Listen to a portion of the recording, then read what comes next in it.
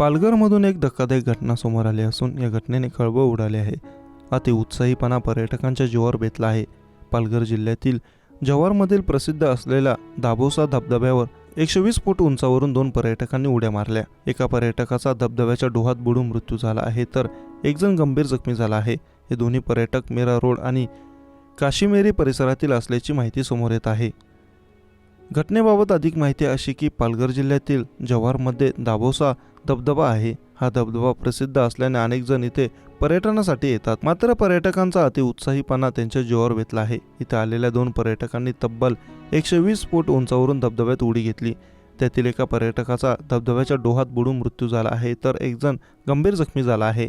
माझ शेख याचा बुडून मृत्यू झाला आहे तर जोहेब शेख असं या घटनेत गंभीर जखमी झालेल्या पर्यटकाचं नाव आहे। जखमी पर्यटकाला स्थानिकांनी तातडीने उपचारासाठी रुग्णालयात दाखल केलं असून त्याच्यावर उपचार सुरू आहेत।